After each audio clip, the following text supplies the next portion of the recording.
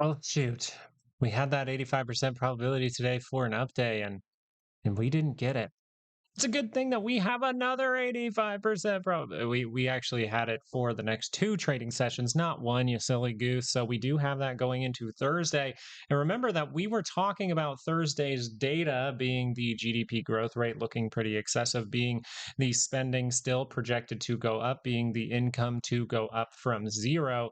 This all means that tomorrow has a recipe for success, and add on top of it that the VIX is calling out an 85% probability for an up day. Add in some earnings and some craziness, and we're just going to pay attention to the signals here as we go down and retest the monthly expected move. We want to consider that a 2-hour higher low can turn around this daily chart. So we need to watch that very carefully, because the last time we did see something very similar to this was at our annual expected move back down in here in 2025, where this higher low over here did tell us a lot about the state of the market. So going back to the now, we need to get you guys daily expected moves. Now, the reason I want to get you guys daily expected moves pretty quick here is because you have some absolutely insane percentages. I'm just going to read off the biggest one. That's going to be the QQQs. The QQQs do have a 76.09% implied volatility going into tomorrow. And I think that that is pretty intense. When you see the range for the daily expected moves for the Qs, your jaw might open and hit the floor, but I guarantee you that from your jaw down to the floor, the Qs have a bigger range than that. So we see 745.95 to the upside. We got 720.53 to the downside. Very clear here on the daily chart, right? Why are we talking so extensively about traps taking place here? Instead, maybe seeing a sell-off like this would be risky, but anytime we carve out a 2-hour higher low, why are we really talking about that? Because if we can make that 2-hour higher low, it is very probable that this is going to turn up. And this is not in negative territory, which means we test in these highs up here, or even go make a new one. So new all-time high will be on the table if this 2-hour chart is able to confirm. But is it confirmed right now? No, it is not.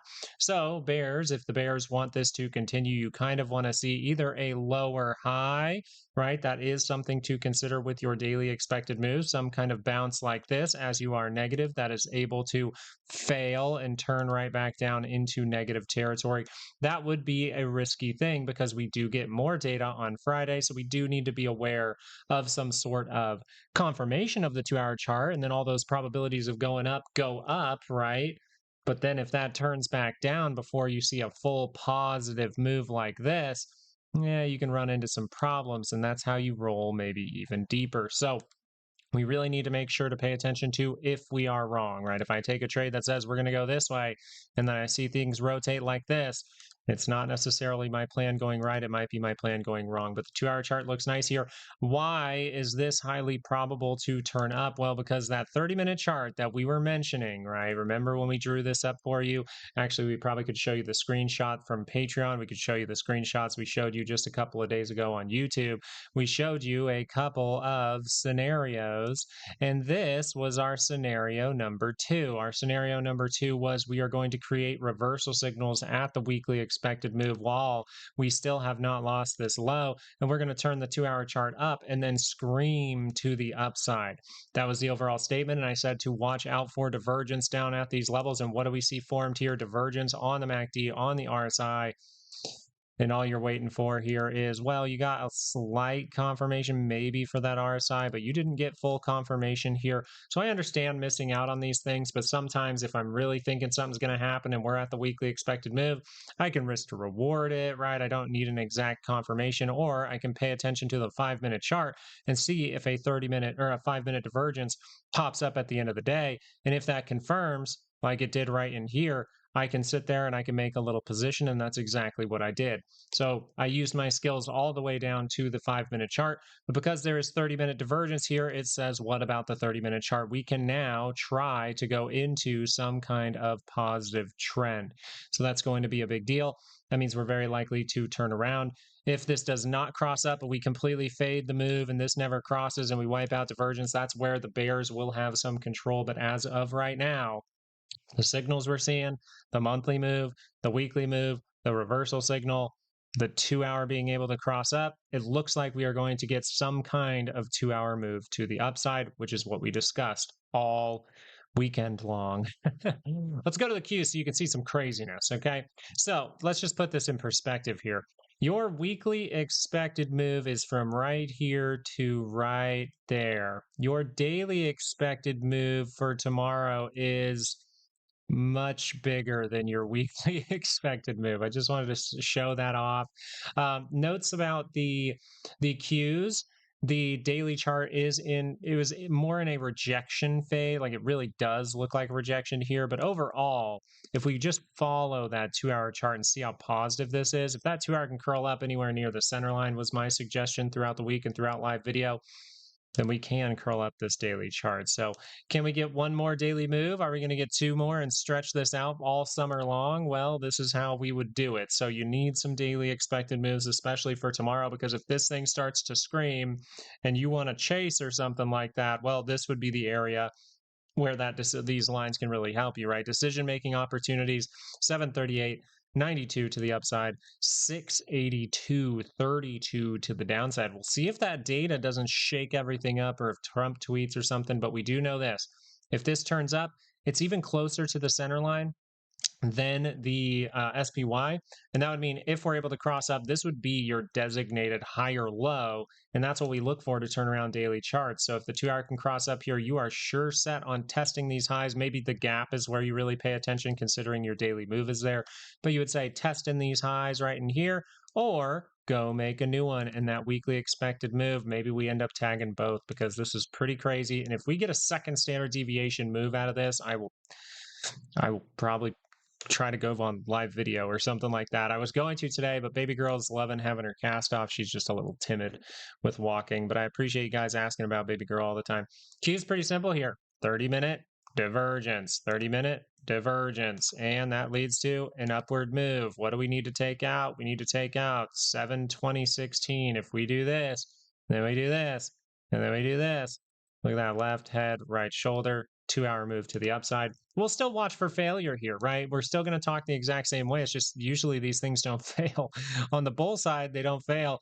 On the bear side, they fail all the time. So we will still watch for the bearish things. The bearish thing would be like, hey, we pop up on the 2-hour, we hesitate here, and then we roll to the downside. That would be a bad thing. That means the MACD crosses up and crosses right back down in negative territory. But something much better here for the bulls to happen would be you cleanly take out this level. You kind of do something like this.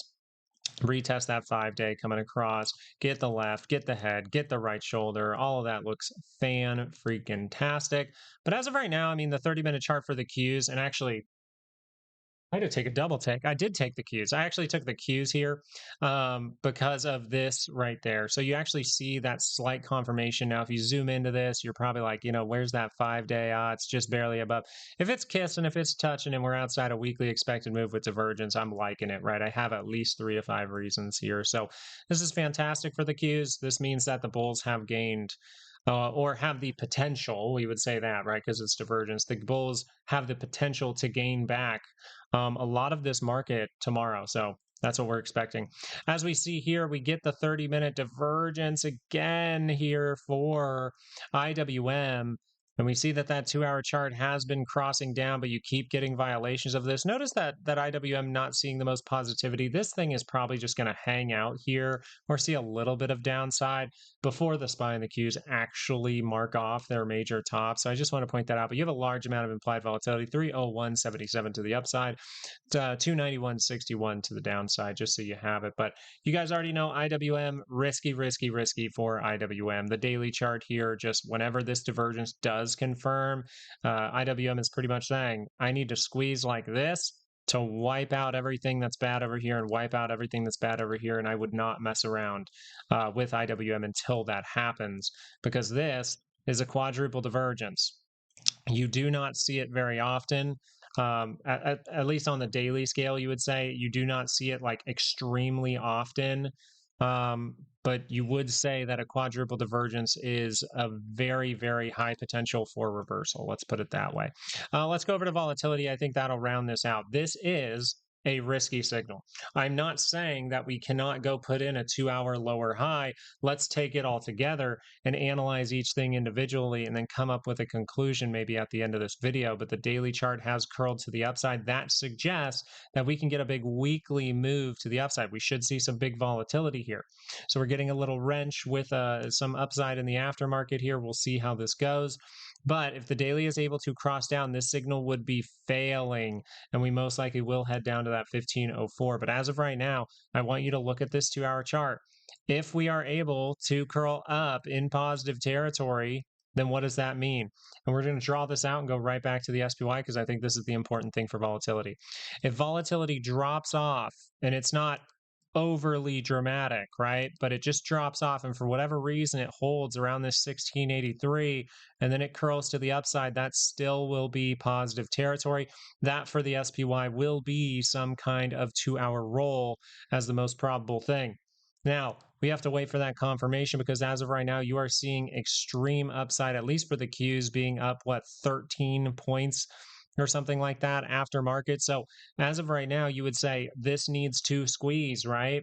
This needs to squeeze down. We need to crush the VIX. We need the VIX to get crushed, probably down below 1683. That way, whenever we get a reaction, it's just a pullback to keep going. So I just wanted to point this out for volatility, but you do have an 85% probability for an up day tomorrow. So I hope that this video is able to be helpful for you. As of this move right here, right? We were in agreement that we were looking for the potential 2-hour lower high to roll and see that weekly correction. But because this slammed to the upside and went positive, we have always been watching for any kind of 2-hour higher low to go and make a new all-time high. We are prepared for that weekly correction. Go look at IWM. We're not saying it can't come, but we're saying we're going to follow the market as it proves itself and see if it is actually coming, not try to guess.